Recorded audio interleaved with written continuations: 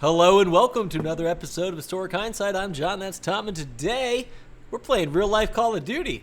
That's right, Johnny. I'm even dressed the part. You're gonna sit back and you're gonna relax and enjoy Tommy's autistic rant on pew pews. Specifically, this stamped metal ugly piece of garbage here. That's nice. That looks like. You made it? I made it. Yeah, You made this one. This right? is definitely something that somebody just makes in a garage. In the garage. That looks dangerous and illegal. Yes. That looks like. This is the FP-45 Liberator with myth and legend that surrounds the whole gun, and all of it's. This is the Pretty much bullshit. But essentially, I'm going to put it right here so you guys can kind of have a sort of good look while we talk about the gun. It looks better at that angle, actually. It does. I like the finger guard. It does look, like it. The whole trigger guard that operates as the front sight on this smoothbore gun that has no rifling. Because I imagine it's accurate to 5 feet, 12 inches. Yeah, it's point blank. But we'll get on how stupid that is here in a second. Sorry. It's hot. We're going to be drinking a lot through this whole damn thing. So, how the hell did this little stamp metal piece of shit gun become one of the most valuable guns, especially if you find it in the box? This thing's worth more than my M1. It's crazy. How did that become what it is today? So, hey, sorry for the fan noise for the first couple minutes. It's going to be gone now. It basically boils down to a military budget in excess, government agencies that need to justify their existence, and then, us flexing our military might as far as propaganda is concerned. We can spend time and energy building this in addition to everything else that we're doing. Yeah, sure. Flex also, as everybody knows, marketing, advertising, propaganda that's what everything's really all about. Yeah. Especially at this time. Good God. Yeah. We had a whole thing about propaganda. Didn't we do a German propaganda video or something like that?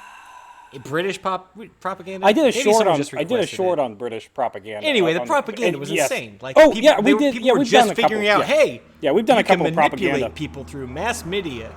It's great. Yep. So, March of 1942 is when this thing starts to get kicked around. Obviously, March of 1942, things aren't exactly going well for the Allied forces during World War II. Especially the Americans, we're just thinking about it at this point. Yeah, we were just starting getting into it, right? Yeah. When was it in 42? What year? March of 42. So there's because December 42 is that Pearl Harbor? No, 41. 41? Yeah, 41. So Pearl Harbor just happened. Yep. And so now we're kicking it into gear. Yep. This is our response. Yes. Yep. Well, not sort to them, of. but anyways, different response. So there's a Polish military attaché that's attached to the United States Joint Psychological Warfare Committee. Let that sink in that we have a committee that's just psychological warfare. That's their whole job.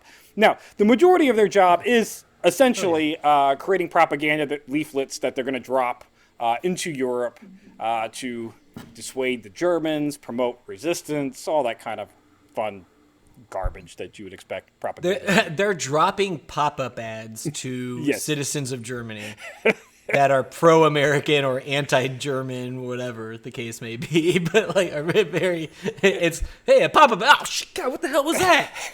A leaflet from the Americans about how their Führer is bad. Yeah, there's also nonstop radio bombardments. We're flooding the radio traffic in Europe with taking over, tapping into lines and hacking into it. Just flooding it with just taking over. Think about your parents' oldie station, just incessantly barging over whatever you were listening to. God, there were ham radio kits and make your own radio kits and broadcast kits where you could broadcast 500 feet or whatever. Oh yeah. They had all sorts of little shit back there. A lot of stuff. So the government had way better, obviously. Yeah, probably. So the Polish military attaché, he says, hey, why don't we? There's French resistance, there's Danish resistance, there's resistance pockets all over occupied Germany. Mm-hmm. Why don't we create? Obviously Germany is taking over places that are going to not be happy about that. Yeah. So why don't we give them a weapon to fight the Germans with, and basically give them something that they can go and take better equipment with. So we'll give them a cheap, shitty gun.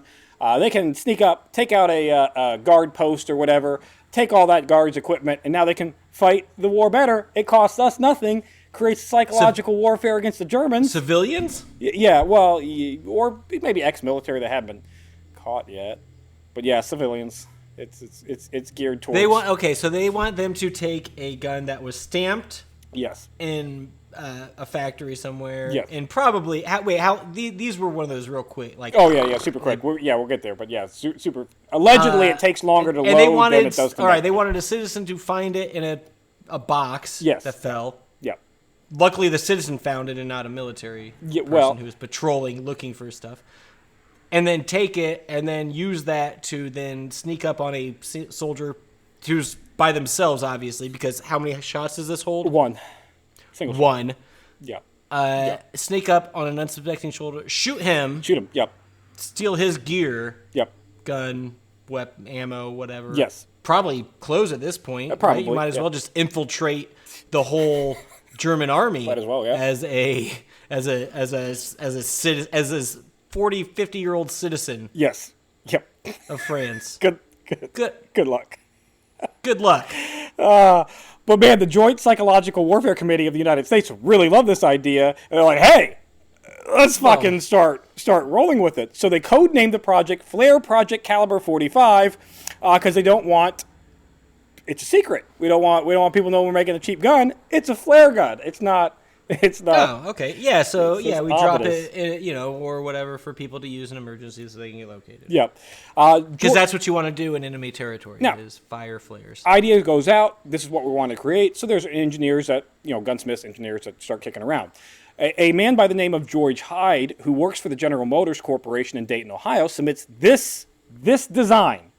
It is a stamped sheet metal made out of pot. Basically, pot metal, a gun that can be manufactured quickly underneath GM manufacturing that's already available. It doesn't take up any extra space. It's relatively cheap. They had the machines that could stamp the shapes they needed to make the gun. Yeah, very, very, very already. Quickly. Yes, already. And they already have the sheet metal because at that point, that's what cars and stuff were made from. And the idea is a single shot, smooth bore, 45 ACP. The gun weighs like it doesn't weigh anything. Wait, so imagine shooting. What was the last thing that you said, and what does it mean? 45 ACP? It's a very, very big pistol cartridge. So our 1911s. That's big, so it's large. Yeah.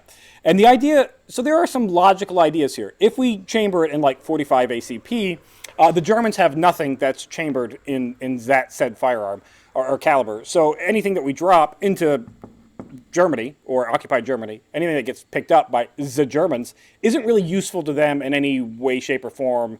They're not going to be taking this in the battle. It's a single shot pistol. It's garbage. Counter argument. Yeah, they wouldn't want it even if they had extra ammo for it. Well, the ammo they could use in their other guns, but this now they can't even use the ammo in their other equipment. They're saying you can't take the single shot and then have just reload it. I got one extra shot now. Well, they give you 10. They give you 10 bullets with this. Oh, hot damn. So, okay. But you can't take those 10 bullets and put it. Thank God. But the counter to that argument is 45 ACP is not a predominantly well-liked or available cartridge outside of the United States. So any Allied forces, resistance forces that do get that 45 ACP, that's also practically useless to them other than in this. Just because they don't employ it. But why don't they? Why is this such a 9mm Parabellum was way more common of a cartridge. There was just one that was more 32 ACP, even 30 Luger was around a hell of a lot more available in Europe at this time. There was nothing really wrong with it. It was just it's an American cartridge that never took off outside of America. All right, whatever. Yeah. That's all. That's all there is. Okay. So create this idea. Single shot. You have a storage compartment in the butt for some more bullets. You can put some loosey gooseys up there. It's not a magazine. They're just loosey in there. Wait. Is that just storage? That's just storage. Yeah, it just stores it. There's no magazine. It doesn't feed up into. You just. Oh, okay. It's like.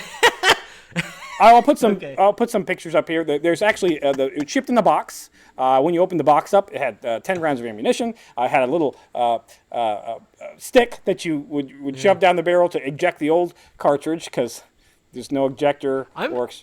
extractor. You'd have pictures, paper that had all the instructions on how to use it, which basically you pull back on the striker, you turn it clockwise or counterclockwise, doesn't matter. There's a little breech block, you lift that up, you put your cartridge in, you close that down, you put your striker back, and then now you're loaded, you're good to go. That's it. That's it. And it's smooth bore, so your effective range that the sheet metal holds up. Well, sort of. That it will not blow up in your hand the first time. That's great. Good.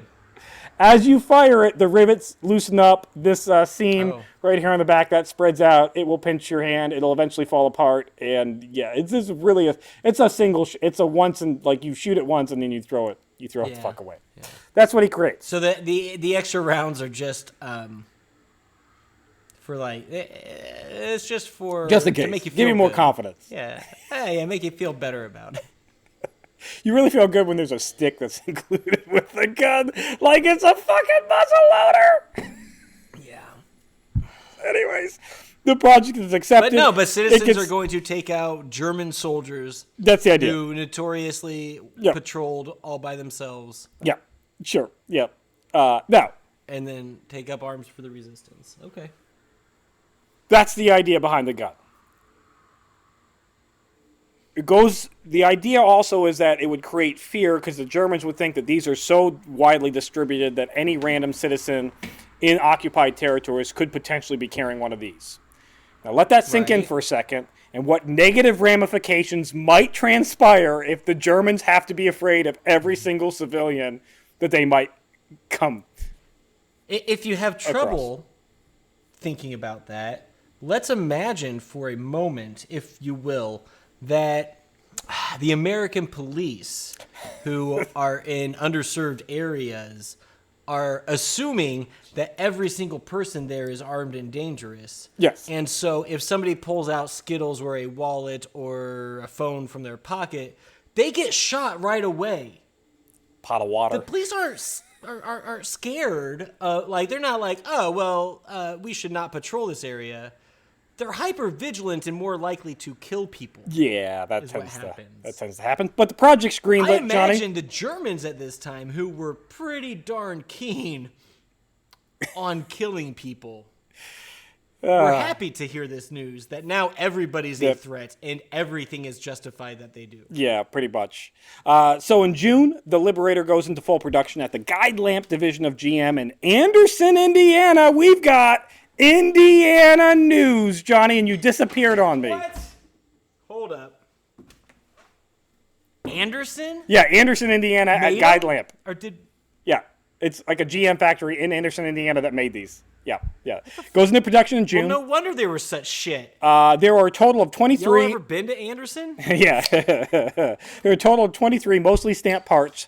There's a turned steel tube, which is not rifled. That was the pressure-bearing component of the gun. That and the little tiny breech block that sort of operates. It's so bad that the only way the breech block stays in place is that there's a rod on the striker that like locks it into place as you pull the trigger. Otherwise, that breech block could fall up and then explode pressures into your face. But in any case, it seems to me like he thought of all the small details. All the components are labeled so that they're not gun labels. Like the barrel is labeled a tube, the firing pin is labeled the control rod, the trigger guard is labeled the spanner, etc. That's in case some spies find about it and they know that it's they're wanting to keep it.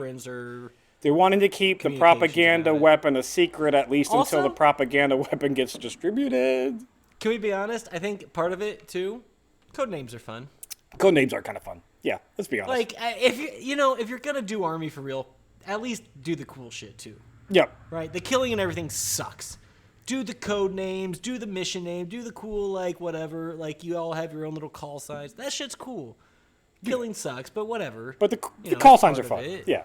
Yeah, do the fun stuff. I get you. That's all I'm saying. So, begins production in June. They produce 1 million guns that are going to be completed in August of 1942 at the cost of $2.10 a gun, or $40-ish today, from concept to completion. This is where this is where the industry is fucking amazing. From concept to completion, it's just under 6 months, with actual production only taking 11 weeks to make 1 million of these. See, okay, that's the scary part. That's why. That's what you advertise to everybody. Yeah. Yeah. You say, oh, we just made 1 million guns in 11 weeks. in under 3 months. Yes, under 3 months. Yeah. Yeah. We made 1 million guns. So they're shit. But we made 1 million of them, so it doesn't matter if they're shit. The worst gun, Johnny, for the best reasons. How does this fare in reality? Well, first off, it's 1942. So even when these get finished, we're still in 1942. The Germans, by far, not that they have necessarily air superiority over occupied Germany, but they definitely have. It is not safe to be flying anything over occupied Germany. In fact, at this point in time, this is like peak Nazi power, right? Yeah, just about as peak as you can call it. Yeah, right around. Where it's like, oh shit, it's bad. Yeah. Now, granted, they didn't. The Americans came in and saved the day. Yeah, they didn't win the war over Britain, but it's still not safe for Britain and the United States to be bombing into Germany. In fact, Britain refuses to bomb during the day. They only do nighttime bombs, leaving the Americans to be the ones doing the daytime bombing, which, if you look at the statistics of the early bombers in the United States, there's a reason why you got to go home after, I think it was like 21 or 23 missions. You got to go home because nobody made it that far at the very beginning of the war. Yeah, I was also going to say, remember, too, this is pretty early on in flight. I mean, you were like 20, 30 years in, but yeah, it's still like, it's That's not early on. Yeah. They do not have the bombers that we have today. No. We do not have the stealth shit that we have today. Like it's a different time in aerial combat and air superiority and everything. It's not the same as it is now. When we ship these over to Europe, specifically Great Britain, when we shipped 500,000 over to Great Britain, nobody wanted. Britain looked at them like, what are we supposed to do with these? Like, okay, so I fill a transport plane or a bomber with these to drop behind enemy lines. That risks that plane getting shot down. Wouldn't it just be better to fill that bomber with bombs that I could drop on specific targets? I'll tell you what. If the United States at this point in time were to come and drop guns and tell me to take it and find a invading military target and kill them and take their weapons and continue to kill more of them, I'd tell the United States Army to go straight to hell. Yeah. Because what? The other I'm not trained for that. The other big practical problem is kind of we already alluded to. Now, if the Germans think this is behind everything, now they're going to kill civilians willy-nilly, which, all of the civilians. They didn't really need a lot of help with that because, they were already kind of doing that. But it's not helping. Yeah, the couple that had some sort of conscious moral compass, that went out the window when they found out, everyone could kill me, so that's self-preservation now. The number 3 big problem with this is the resistance groups within, especially France. They weren't exactly. There's a lot of communists there. We can't have fucking that. There's a lot of infighting between the different resistance groups that were fighting for whatever political ideology they have. A lot of this stems back to years and decade-long infeuds. You're basically giving criminals, in some cases, firearms. It doesn't go very well to the other civilian populations or other resistance groups, and you get a lot of infighting that's going on between the groups, so we're going to arm them so that they can kill each other instead of the Germans. So you're saying basically some of these resistance groups are like the Bloods and the Crips. Yeah, that would be a good and you're arming city gangs. Yeah. I mean, with shitty weapons, but you still. Yeah. To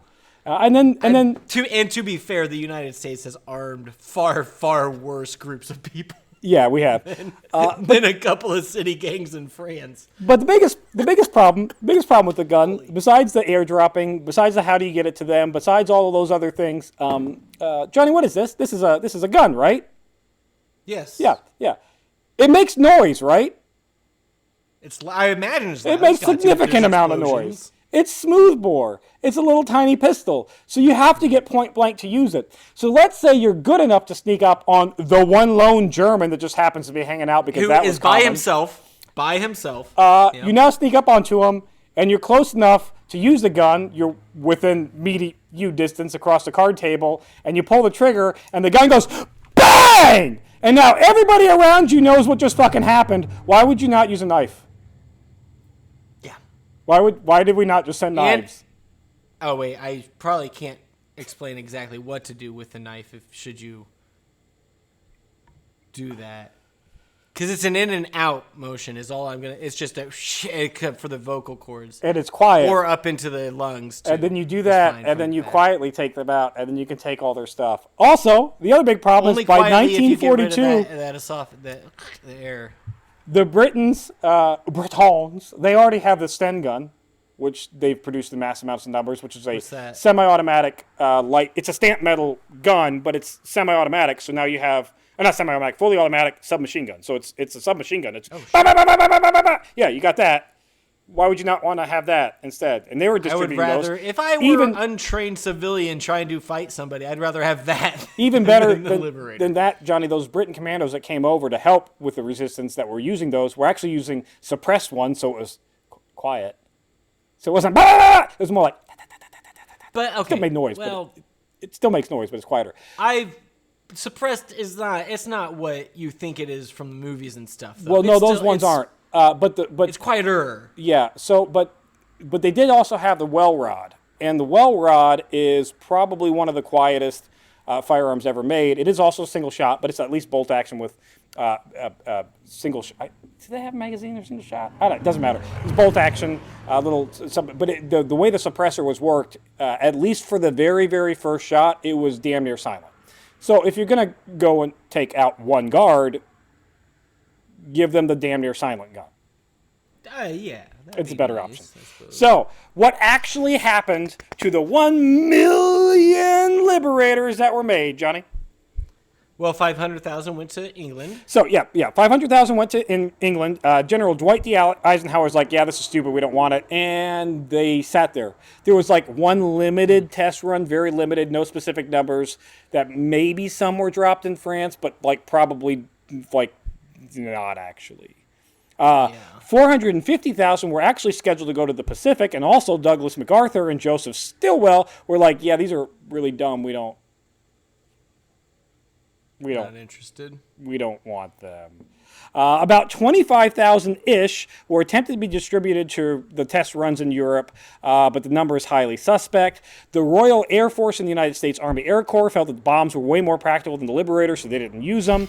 In France, there are 0 recorded actual uses or distribution of these guns. There is, however, one German MP named Niklaus Lang, who claims that he saw an assassination conducted by one of the Liberators, although it's probably more likely it was a rail rod or some other just random pistol. And he claimed that there were thousands in France, but there's nothing that actually backs up the claim that these were in France.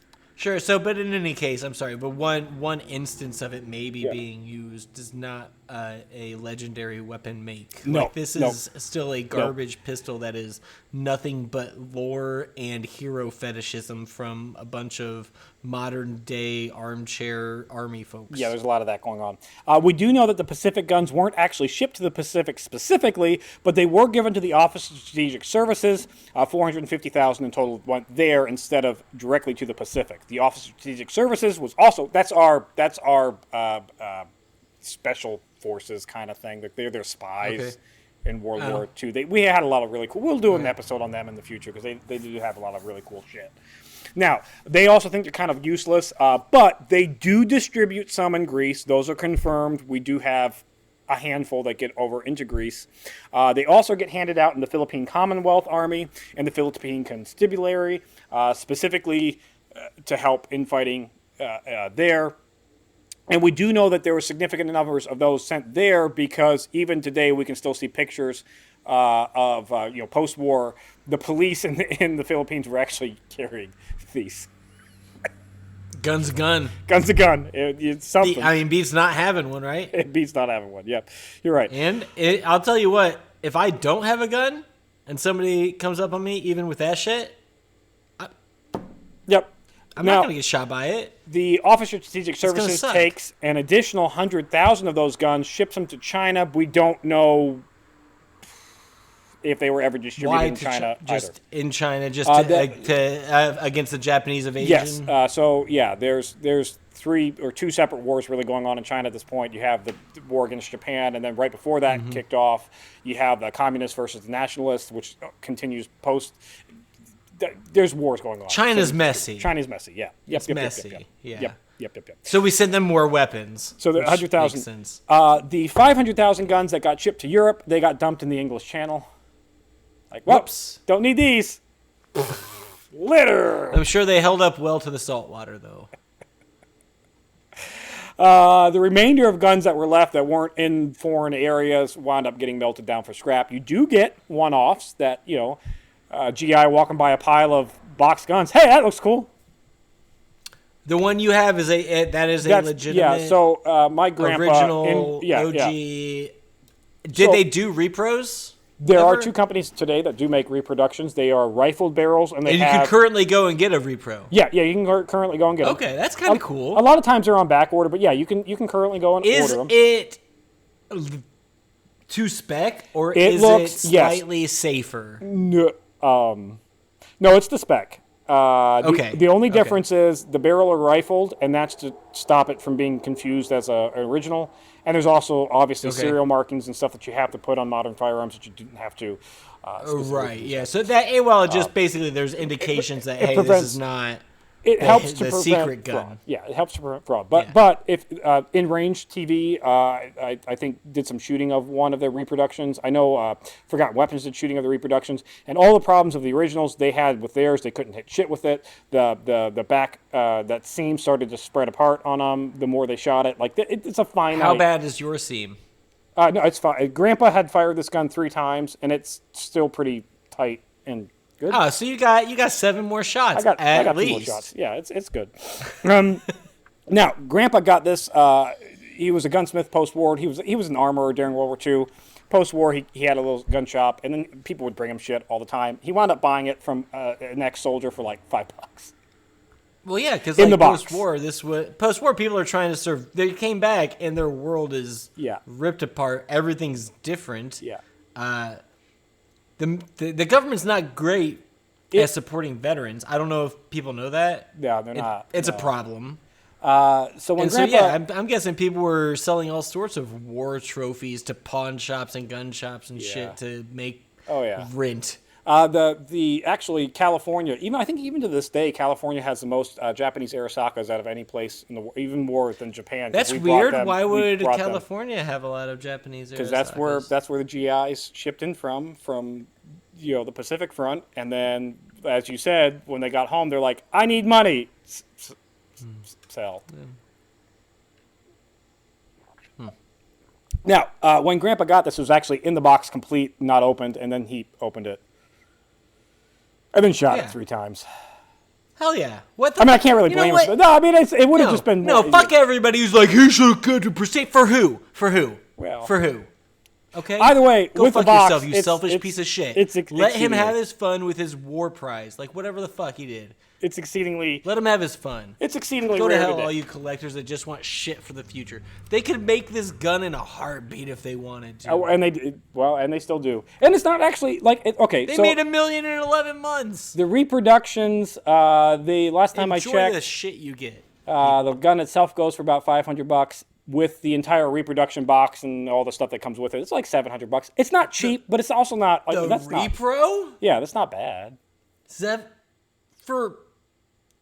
It's a repro. It costs them 75 cents to make it. Johnny, this gun as an original without anything else, just this by itself is like $3,000. I get the original, Tommy. It's a collector's thing. I get that. That is Johnny, you don't want to go and look at how expensive firearms actually are. I think you'd be... I don't think I do. This is stupid. I think you'd be sorely disappointed in me and how much money I spend on this shit.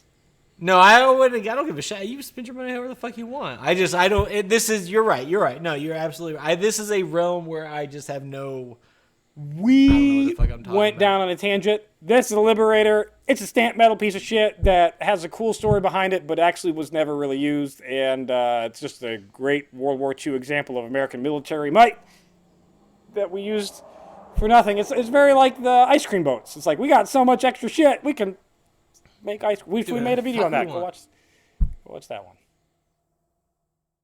That's it for this week in Historic Hindsight. Thanks for listening. Be sure to like and subscribe. I don't know, you're still here. Why? Really?